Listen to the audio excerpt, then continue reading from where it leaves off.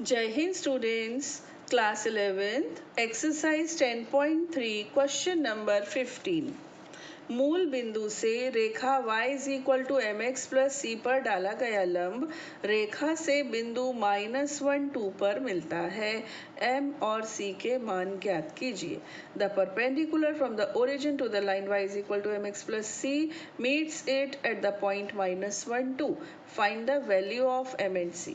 ठीक है बच्चों, देखो जहाँ तक हो सके हम एक्यूरेट डायग्राम बनाने की कोशिश करते हैं, और जो नहीं हाथ में वो नहीं, उसको तो हम काल्पनिक ले लेते हैं ना। अब ये -1 2 पॉइंट तो रेंज में था, तो मैंने सोचा एग्जैक्ट डायग्राम बनाया जाए।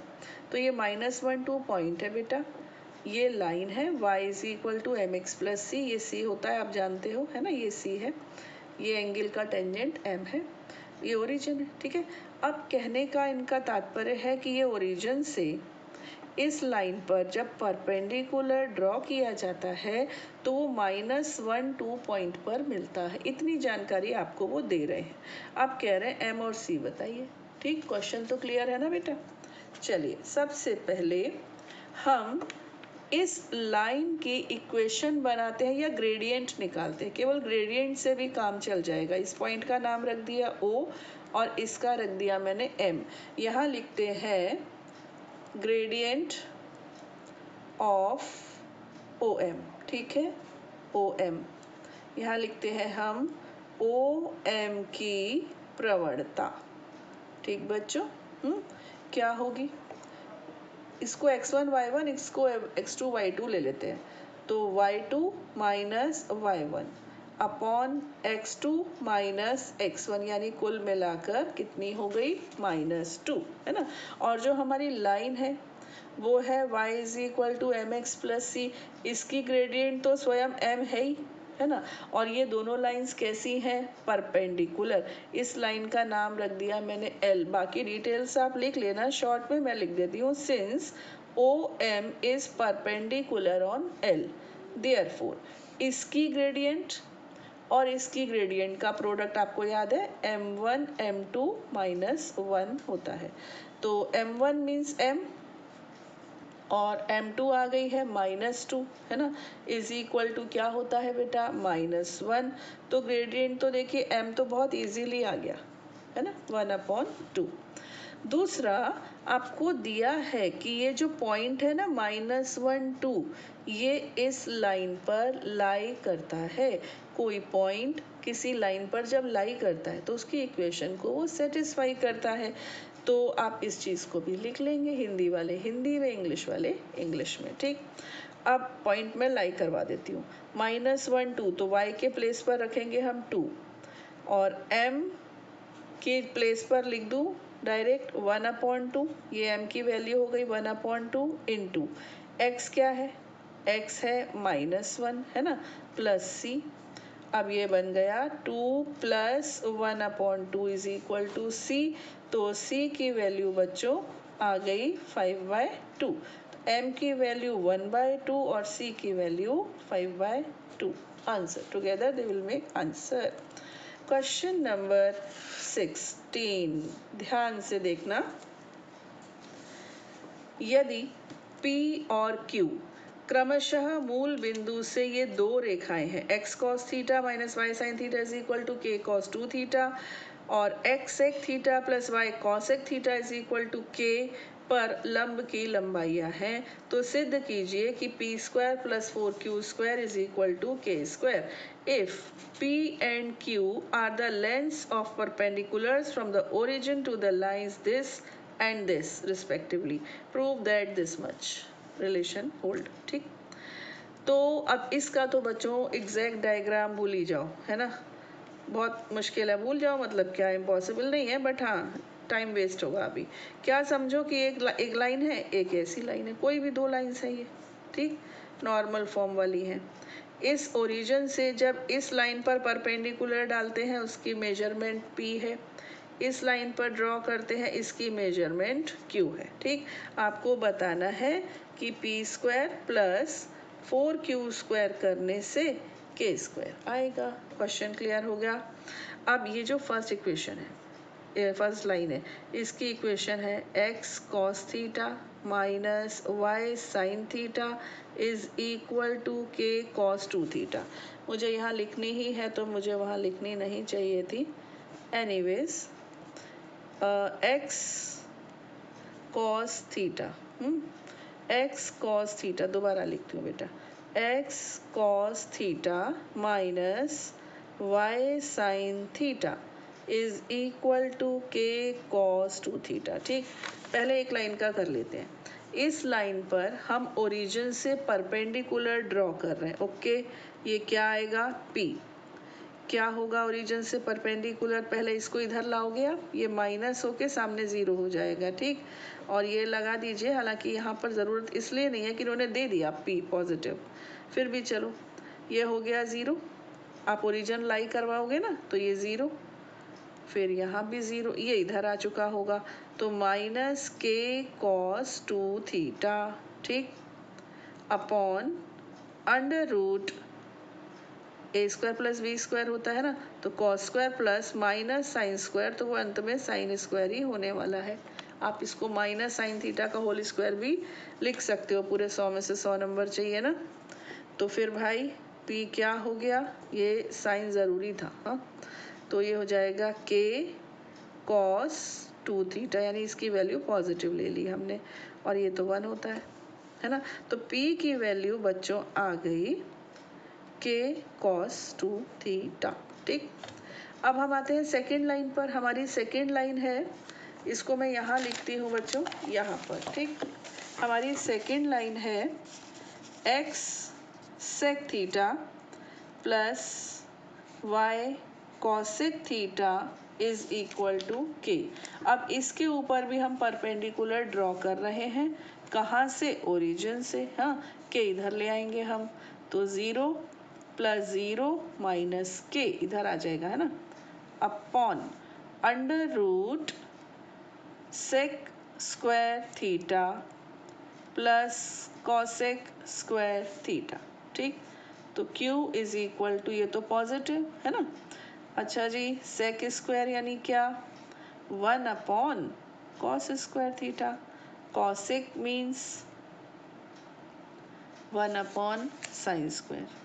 अभी क्या हो गया, Q is equal to K upon, LCM ले लेते हैं अंदर ही अंदर, है ना, तो ये हो गया cos square theta and sine square theta. यहाँ आ जाएगा बेटा साइन स्क्वायर थीटा और प्लस में आ जाएगा कॉस स्क्वायर थीटा, तो Q is equal to K upon, ये आ जाएगा, देखो sine square theta plus cos square theta क्या होता है, 1, है ना, और स्क्वायर रूट 1 तो 1, यहाँ से भी स्क्वायर रूट लगाने हटा देंगे तो ये इनके स्क्वायर्स हट जाएंगे, ये हो जाएगा कॉस थीटा साइन थीटा, नीचे इसको ऊपर ले जाओ, k is equal to, sorry, Q is equal to k cos theta sine theta. यहाँ तक कोई प्रॉब्लम नहीं हुई होगी क्योंकि कुछ भी नहीं था। अब आगे भी कुछ भी नहीं है, बट एक बात बेटा ध्यान रखना, देखो यहाँ पर ये cos 2 थीटा है, हाँ, हम चाहते हैं कि यहाँ भी कुछ इससे मिलता जुलता आ जाए, और वो आ भी रहा है। आपको याद है फॉर्मूला, देखो फॉर्मूला याद होने चाहिए, साइन 2 थीटा का फॉर्मूला क्या होता था बेटा, 2 साइन थीटा कॉस थीटा, ये होता था। ठीक, तो अब साइन थीटा कॉस थीटा तो मिल गया मुझे, क्या नहीं है, केवल 2 नहीं है, तो एक काम करते हैं, 2 से ऊपर और नीचे दोनों तरफ मल्टीप्लाई कर देते हैं, नीचे भी कर दिया, ऊपर, अब 2 साइन थीटा कॉस थीटा, तो Q की वैल्यू आ गई K। ठीक है, ये 2 तो इसके साथ मर्ज होके फॉर्मूला बनाने वाला है, और ये फॉर्मूला क्या हो जाएगा, साइन 2 थीटा अपॉन 2। ठीक बच्चों, ये Q की वैल्यू आ गई। ठीक, अब हमें क्या प्रूव करना था, टू प्रूव या टू शो, जो भी था वो था P square plus 4Q square is equal to K square, ये था बेटा। तो अब हम इसकी लेंगे लेफ्ट हैंड साइड, ठीक है, P के प्लेस पर K cos 2 थीटा रख देंगे, इसका स्क्वायर प्लस 4, Q के प्लेस पर ये जो पूरा था, है ना, तो क्या आ जाएगा, K स्क्वायर, फिर यहाँ आ जाएगा साइन स्क्वायर 2 थीटा अपॉन 2 का स्क्वायर 4, 4 से 4 कैंसिल। यहाँ से हम के स्क्वायर कॉमन भी ले सकते हैं, तो क्या बच गया, कॉस स्क्वायर 2 थीटा यहाँ से और साइन स्क्वायर 2 थीटा यहाँ से, तो ये तो 1 होता है और हम पहुंच गए अपने डेस्टिनेशन पर। ठीक है, अब शोड था तो शोड, प्रूव था तो प्रूव, जो भी था वो आप लिख देना, यही दर्शाना था या यही सिद्ध करना था। Now come to the question number 70। ये रहा, शीर्षों ए बी और सी वाले त्रिभुज ABC के शीर्ष A से उसकी सम्मुख भुजा पर लंब डाला गया है। लंब की लंबाई तथा समीकरण ज्ञात कीजिए। In the triangle ABC with vertices 2, 3, 4, -1 and 1, C, 1, 2 है। Find the equation and length of the altitude from the vertex A। अब बच्चों ये भी रियल डायग्राम पॉसिबल है बहुत इजीली, बट मैं अभी नहीं बना रही हूँ, हाँ, क्योंकि इससे हमारे क्वेश्चन पर कोई इफ़ेक्ट नहीं पड़ेगा और ना हमको समझने में प्रॉब्लम है, हमको समझ में भी आ गया है, तो क्यों टाइम वेस्ट करना। ठीक, इस तरह से हमने एक ट्रायंगल बना लिया, वो भी हाथ से। अब आपको इस जो ऊपर ये ए वर्टेक्स है ना, इससे अपोजिट साइड पर परपेंडिकुलर ड्रॉ करने को बोल रहे हैं। ठीक, अब इस परपेंडिकुलर की बच्चों आपको इक्वेशन भी बतानी है और इसकी लेंथ भी बतानी है। ठीक है, आपको क्या करना चाहिए, आपको मेरा वीडियो बंद कर देना चाहिए और इस क्वेश्चन को खोज करना चाहिए, फिर टैली करना चाहिए। ठीक है, चलिए, AD is perpendicular on BC and AD is passing through 2, 3। 2, 3 से होकर ये गुजर रहा है, BC के ऊपर परपेंडिकुलर है। ठीक, तो पहले हम BC की ग्रेडियंट यानी प्रवणता निकालते, लेकिन बेटा हमको D पॉइंट भी बताना है, तो हमको BC की इक्वेशन ही निकालनी पड़ेगी। अभी नहीं निकालेंगे तो बाद में निकालनी पड़ेगी, तो हम इसकी क्या करते हैं, इक्वेशन ही बना देते हैं। ठीक है, तो यहाँ लिखते हैं इक्वेशन ऑफ BD, हिंदी में लिखेंगे BC, सॉरी, हम यहाँ हिंदी में लिखेंगे BC की समीकरण, BC की समीकरण। ठीक बच्चों, चलिए, क्या होती है, y माइनस y1, तो ये +1 हो जाएगा, is equal to y2 minus y1 upon x2 minus x1 और फिर x माइनस x1। ठीक है, तो ये हो गया y + 1 is equal to 3 upon -3 और फिर इंटू x माइनस 4। ठीक, तो y + 3 is equal to -1 x minus 4, y + 1 is equal to -x + 4। ठीक, तो ये हो गई बच्चों x + y is equal to 5। ठीक है, अब वैसे जो ग्रेडियंट होती है उसका फॉर्मूला होता है -a/b।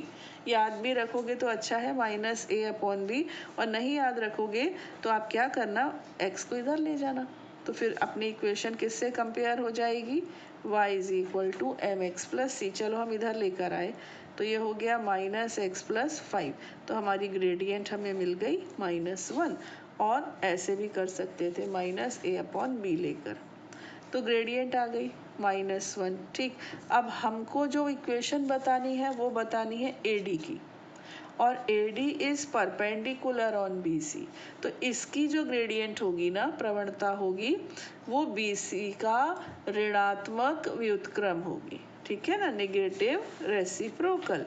तो अब आप यहाँ पर लिखेंगे since AD is perpendicular on BC, ठीक, therefore gradient of AD will be, ठीक है, AD की प्रवणता होगी। ठीक, AD की प्रवणता होगी नेगेटिव रेसिप्रोकल यानी -1 अपॉन -1, -1 का ऋणात्मक व्युत्क्रम यानी कि +1। ठीक बच्चों, आ गई। अब हम अपने एक आंसर की तरफ बढ़ रहे हैं, वो है इक्वेशन ऑफ AD। AD का समीकरण। ठीक है, AD का समीकरण कैसे बेटा? देखो, एक पॉइंट मिल गया, एक पॉइंट हमको गिवन था और ग्रेडियंट हमको प्राप्त हो गई, तो हो गया ये कैसे बनेगी? y minus y1। पॉइंट है बेटा 2 3, आपको नहीं दिख रहा होगा, मैं यहाँ लिख रही हूँ, y minus y1 is equal to m, और फिर क्या होता है? x माइनस x1, है ना? तो ये हो गया y minus 3 is equal to x minus 2। इन दोनों को इधर ले जाओ तो हमारा आंसर हमें मिल जाएगा। ठीक है, तो एक हमको ये मिल गया इक्वेशन। ठीक, sorry, y should be negative, y इधर जाएगा तो बच्चों नेगेटिव हो जाएगा ना, x माइनस वाई प्लस 1। ठीक है, इसको करेक्ट कर लेना। इक्वेशन आ गई। अब हमको पॉइंट डी चाहिए। अब ये पॉइंट डी कैसे आएगा? Point D is the point of intersection of AD and BC. AD और बीसी का प्रतिच्छेदन बिंदु है। ठीक है, यहाँ पर हम लिख देंगे since D is the point of intersection of AD and BC। ठीक है, चूंकि बिंदु D, यहाँ पर लिखेंगे बिंदु D समीकरण या रेखाओं AD व BC का प्रतिच्छेदन बिंदु है।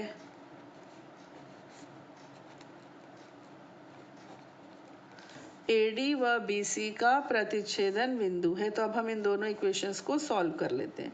एक इक्वेशन थी हमारी x plus y is equal to 5, तो दूसरी क्या थी? x माइनस वाई, इसको इधर लाएं तो -1, ऐड कर दिया 2x is equal to 4, x आ गया बच्चों 2। ठीक है, अब x का मान किसी भी समीकरण में रख दिया तो अब ये टेढ़ी सी बन गई है, इरिटेट करती है कोई चीज़ टेढ़ी हो तो ये हो गया 2 plus y is equal to 5।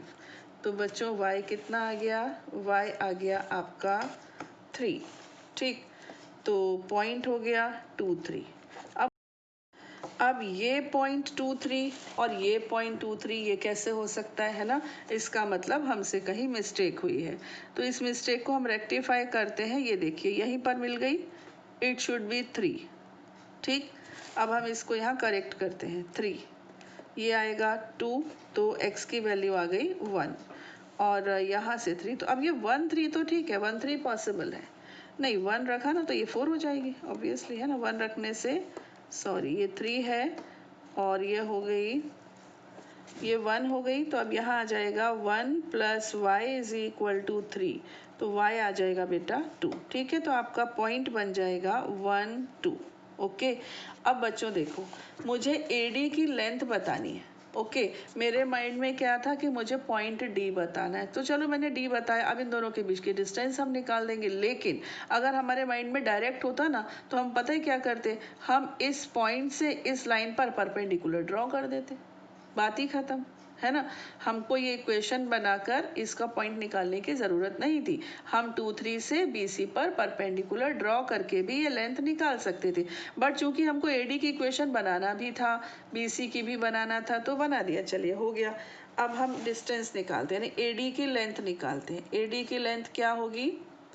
Under root, point क्या क्या थे? एक तो पॉइंट है आपका 2 3 जो था ऊपर A वर्टेक्स था, और जो D आया वो आया हमारा 1 2, तो हम इसको लिखेंगे 2 minus 1 whole square plus 3 minus 2 whole square, है ना? तो 1 square plus 1 square that is square root 2। Got it? तो जैसे हम एग्ज़ाम में पेपर करते हैं, इसीलिए कहा जाता है उसको एक बार रीचेक ज़रूर कीजिए, क्योंकि अति जोश में भी गलतियां हो जाती हैं। क्वेश्चन नंबर 18, यदि P मूल बिंदु से उस रेखा पर डाले गए लंब की लंबाई हो जिस पर अक्षों से कटे अंतःखंड A और B हो, तो दिखाइए कि 1/p square is equal to 1/a square plus 1/b square. If P is the length of perpendicular from the origin to the line whose intercepts on the axis are A and B, then show that. अब बच्चों देखो, intercept अंतःखंड रूप क्या होता है? आपको मालूम है, वो होता है x/a, plus y upon B is equal to 1 ये होता है ना। इसके ऊपर हमको ओरिजिन से परपेंडिकुलर डालना है, मूल बिंदु से यानी ओरिजिन से, ठीक है बेटा। तो हम चाहते तो इसको पहले सिंप्लीफाई करते, बट हमने देखा कि आंसर भी ऐसे ही दिया है तो इसको ऐसे ही रहने दिया जाए, ठीक है, क्योंकि ये हमको हेल्प करेगा। ओके, तो हमारी लाइन इंटरसेप्ट्स दिए हैं बेटा ए और बी, लिख देंगे इसको वर्ड्स में कि intercept on x axis a and जो भी है। तो फिर इक्वेशन क्या बन जाएगी, x upon a plus y upon B is equal to 1, ठीक है। ये इक्वेशन हमारी रेडी हो गई। Now what is p, p क्या है, मूल बिंदु से इसके ऊपर डाले गए लंब की लंबाई। तो मूल बिंदु से डालते हैं तो ये हो जाएगा बेटा 0 अपॉन ए, है ना, प्लस 0 अपॉन बी, ये जो 1 होता है ये इस तरफ आ जाता है, -1 बन जाता है, upon square root of a square होता है, लेकिन यहाँ पर ए क्या है, 1 अपॉन ए, है ना।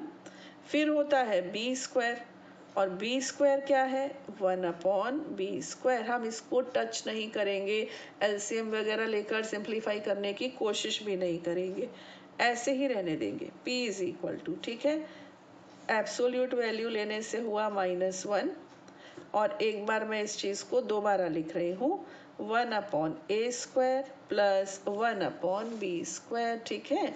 अब बच्चों देखो, मैंने आपको पहले भी कहा कि दिखाइए यानी शो दैट या वेरीफाई दैट, ऐसा कुछ दिया रहता है ना तो समझो आंसर दिया हुआ है, ये हमको आंसर ही तो है, हमको ऐसे ही तो लाना है। अब इस आंसर में मैं देख रही हूँ कि p का स्क्वायर है ना, तो क्यों ना स्क्वायर कर दिया जाए। यहाँ पर हम लिख देंगे स्क्वायरिंग बोथ द साइड्स, दोनों पक्षों का वर्ग करने पर लिख लेंगे, ठीक है। स्क्वायर किया तो ये हो गया p स्क्वायर, है ना, और यहाँ क्या हुआ, यहाँ जो ये रूट का साइन था ना, बस ये हट गया, ऐसे हो गया, ठीक। अब एक चीज़ देखो, इसको कर आगे कैसे कर सकते हैं इजीली। अगर a upon B is equal to C upon D है, तो क्या b upon A is equal to D upon C नहीं होगा, बिल्कुल होगा। दोनों पक्षों का व्युत्क्रम यानी रेसिप्रोकल, यहाँ भी ऐसा हो सकता है, दोनों साइड्स का रेसिप्रोकल, बट बच्चे कंफ्यूज ना हो जाए इसलिए मैं ऐसा नहीं कर रही हूँ। हम इसको यहाँ लाते हैं पहले, ठीक है। सामने क्या रह गया, 1। अब हम इस p स्क्वायर को नीचे ले आएंगे, तो 1 upon A square plus 1 upon B square is equal to 1 upon p square, hence showed, यही दर्शाना था, ठीक। अब जो है प्रश्नावलियां तो बच्चों समाप्त हो गई हैं, अब आएगी मिसलेनियस, और मिसलेनियस में हम ज़्यादा समझाएंगे नहीं क्योंकि समझाने का सारा काम अपना पूर्ण हो चुका है। अब हम क्या करेंगे, डायरेक्ट क्वेश्चंस करेंगे, हाँ बीच में जो समझाना है वो तो समझाएंगे, ठीक है। मिलते हैं अपने नेक्स्ट वीडियो में, टिल देन जय हिंद।